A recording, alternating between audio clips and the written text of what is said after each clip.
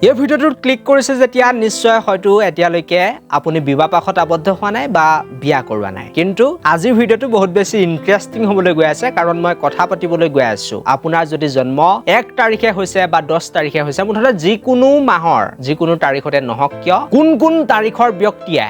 কাৰ লগত আসলতে বিবাহ পাশত আবদ্ধ হ'ব নালাগে বা কোনটো তাৰিখৰ মানুহৰ সৈতে বিয়া কৰাব নালাগে বিয়া হ'ব নালাগে সেই বিষয়ে আজি মই আপোনালোকক বিতংভাৱে জনাই যাম যদি আপুনি এই বিষয়ে জানিবলৈ এক্সাইটেড হৈ আছে বা আপুনি যদি এতিয়ালৈকে বিয়া কৰোৱা নাই তেনেহলে এই ভিডিওটো কেৱল আপোনাৰ বাবে আৰু ভিডিওটো একেবাৰে স্কিপ নকৰিব নহলে বহুত বেছি আপোনালোকে নজনা কথা হয়তো জানিবলৈ নাপাব আৰু একেবাৰে ভিডিওটো হয়তো ভালকৈ বুজিও নাপাব পাৰে গতিকে আজি ভিডিওটো মই আৰম্ভ কৰিব বিচাৰিছো কিন্তু তাৰ আগতে আপোনালোকে এটা কাম কৰিব আজি ভিডিওটো এটা লাইক কৰিব লগতে চেনেলটো সাবস্ক্ৰাইব কৰি ল'বলৈ নাপাহৰিব আৰু মই এতিয়া আহি গৈছো আজি ভিডিওটোৰ মূল বিষয়টো লৈ প্ৰথম কথা আপোনালোকে এটা কথা মন কৰিব আজিৰ দিনত আসলতে বহুত বেছি ৰিলেশনশিপত প্ৰবলেম হোৱা দেখা গৈছে যেতিয়া বিয়া হয় মানুহৰ তাৰ পাছত বিবাহ বিচ্ছেদ বহুত হোৱা দেখা গৈছে একেবাৰে ৰিলেশনশিপ ঠিক নাথাকে একেবাৰে সংসাৰ ঠিক নাথাকে বহুত বেছি কাজিয়া পছাল প্ৰায় আমি দেখা পাইছো গতিকে মই ভাবিলো যে তাৰ ওপৰত এটা ইন্টাৰেষ্টিং ভিডিও বনাই দিও আৰু মই এটা তাৰিখ কৈ আপোনালোকক সকলো কথা কৈ যাব বিচাৰিম প্ৰথমতে মই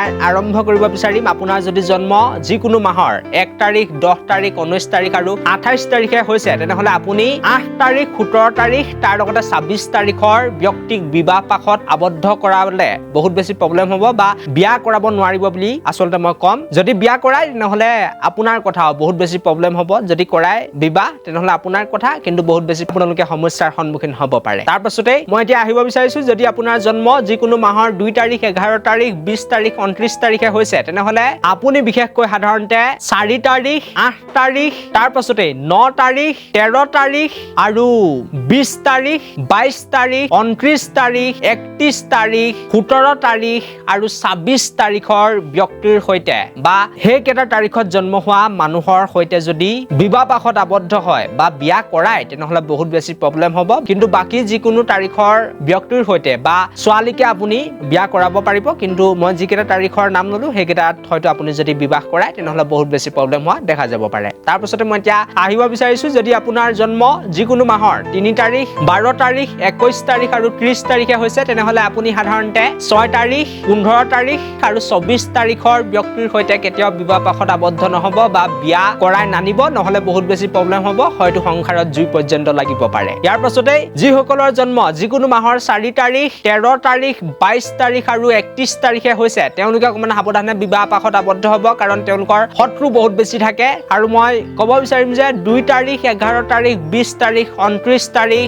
8 তাৰিখ 17 তাৰিখ ইয়াৰ পাছতে 26 তাৰিখৰ ব্যক্তিৰ সৈতে আপুনি বিবাহ পাশত আবদ্ধ নহব বা বিয়া নকৰাব তাৰ লগতে 9 তাৰিখ 18 তাৰিখ আৰু 27 তাৰিখৰ ব্যক্তিৰ সৈতেও আপুনি বিবাহ পাশত আবদ্ধ নহব নহলে বহুত বেছি প্ৰবলেম হ'ব আৰু যদি আপুনি বিবাহ পাশত আবদ্ধ হৈ যায় তেনেহলে নিজে চাব এবছৰ মানৰ পাছত আপোনাৰ সংসাৰত হয়তো জুই লাগি থাকিব তাৰ পাছতে মই আহিব বিচাৰিছো আপোনাৰ যদি জন্ম যিকোনো মাহৰ 5 তাৰিখ 14 তাৰিখ আৰু 23 তাৰিখে হৈছে তেনেহলে আপুনি আসলতে কোনো চিন্তা কৰিব নালাগে সকলোকে বিবাহ পাশত আবদ্ধ কৰাব পাৰিব বা সকলোকে বিয়া কৰাব পাৰিব কোনো প্ৰবলেম নাই এইবিলাক মানুহৰ আসলতে শত্ৰু নাথাকে বা কোনো ধৰণৰ আসলতে বিবাহ পাশত আবদ্ধ হওঁতে প্ৰবলেম হোৱা দেখা নাযায় গতিকে একো চিন্তা কৰিব নালাগে বহুত বেছি লাকি বুলি কম এইসকল ব্যক্তি তাৰ পাছতে মই এতিয়া আহিব বিচাৰিছো যিসকলৰ জন্ম যিকোনো মাহৰ 6 তাৰিখ 15 তাৰিখ আৰু 24 তাৰিখে হৈছে তেওঁলোকে সাধাৰণতে 3 তাৰিখ 12 তাৰিখ 21 তাৰিখ 30 তাৰিখ ইয়াৰ পাছতে 9 তাৰিখ 18 তাৰিখ আৰু 27 তাৰিখৰ ব্যক্তিৰ সৈতে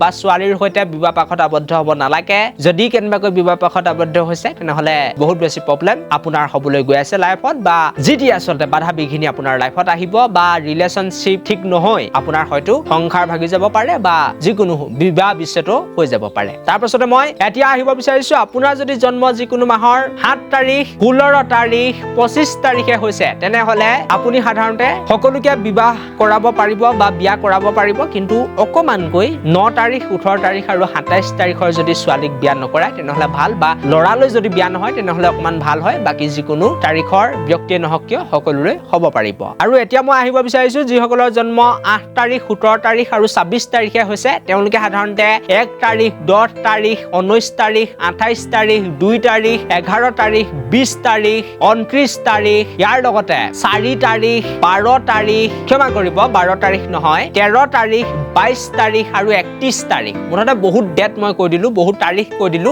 এই গোটেই তাৰিখখিনিৰ ব্যক্তিৰ সৈতে আচলতে বা ছোৱালীৰ সৈতে আপুনি যদি বিয়া কৰায় বা ছোৱালী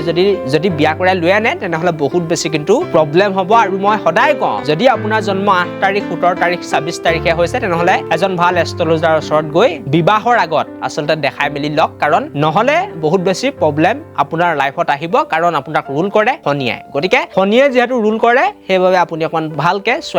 চোৱাই মেলিহে আচলতে বিবাহ পাশত আবদ্ধ হ'ব। ইয়াৰ পাছতে মই যিসকলৰ জন্ম 9 তাৰিখ 18 তাৰিখ আৰু 27 তাৰিখে হৈছে তেওঁলোকৰ ফালে আহিব বিচাৰিম। আৰু বহুত বেছি প্ৰব্লেম এই 3টা ডেটত জন্ম হোৱা ব্যক্তিৰ দেখা যায়। আচলতে বহুত মানুহৰ এই 3টা ডেটত জন্ম হোৱা বিয়াই নহয় বা বিবাহ পাশত আবদ্ধই হ'ব নোৱাৰে, এনেকৈ গোটেই জীৱনটো থাকি যায়, এনেকুৱা মই বহুত দেখিছো। আৰু সাধাৰণতে 9 তাৰিখ 18 তাৰিখ 27 তাৰিখৰ ব্যক্তিসকলে 2 তাৰিখ 4 তাৰিখ 13 তাৰিখ 11 তাৰিখ 20 তাৰিখ 22 তাৰিখ 29 তাৰিখ আৰু 31 তাৰিখে জন্ম হোৱা ব্যক্তিৰ সৈতে বিবাহ পাশত আবদ্ধ হ'ব নালাগে বা বিয়া তেওঁলোকলৈ হ'ব নালাগে। আৰু তাৰ লগতে যিসকলৰ জন্ম 8 তাৰিখ 17 তাৰিখ আৰু 26 তাৰিখে হৈছে এইসকল ব্যক্তিলৈ আপোনালোকে যদি বিয়া নহয় তেনেহ'লে আপোনাৰ লাইফৰ বাবে ভাল হ'ব। আৰু মই সাজেষ্ট কৰিম সাধাৰণতে যিসকলৰ জন্ম 9 তাৰিখ 18 তাৰিখ 27 তাৰিখে হৈছে তেওঁলোকে পাৰিলে 1 তাৰিখ 10 তাৰিখ 19 তাৰিখ নহ'লে 28 তাৰিখৰ ব্যক্তিৰ সৈতে হওক, বা ছোৱালীও যদি পায় তেনেহ'লে ল'ৰাই সাধাৰণতে